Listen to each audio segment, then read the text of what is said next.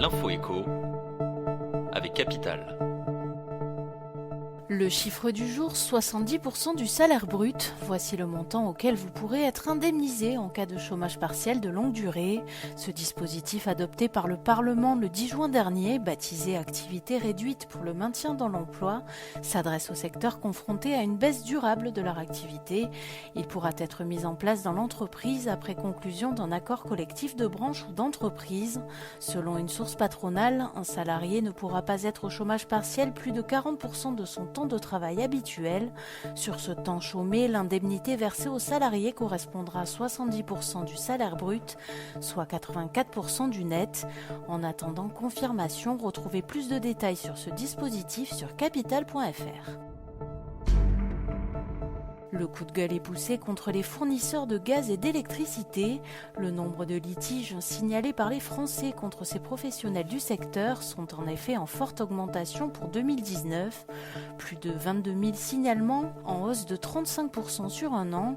En haut des griefs adressés par les consommateurs au médiateur national de l'énergie, les problèmes de facturation des volumes d'énergie consommés. Ils représentent près d'un litige sur deux.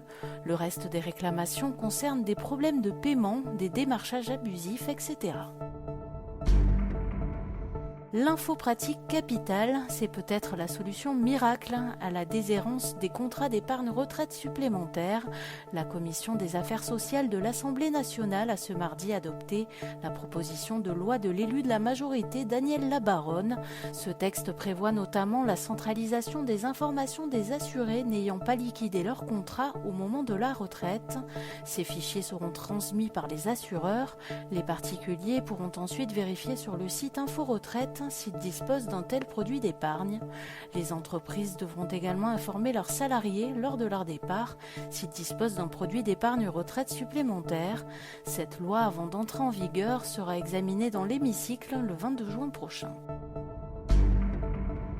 On termine avec les tarifs des stages de récupération des points. Plusieurs plateformes proposant ces stages ont revu leur grille tarifaire. Permisapoint.fr par exemple a presque multiplié par 2 ses prix. Les stages facturés 160 € en moyenne en temps normal frôlent désormais les 300 €. Pour justifier cette hausse des prix, les professionnels du secteur mettent en avant les nouvelles mesures sanitaires à respecter. Néanmoins, ils promettent que les prix reviendront à la normale dès que les restrictions seront levées. Pour rappel, si les stages de récupération de points sont encadrés par le ministère de l'Intérieur, aucune politique tarifaire n'a jamais été fixée. C'était l'Info écho avec Capital.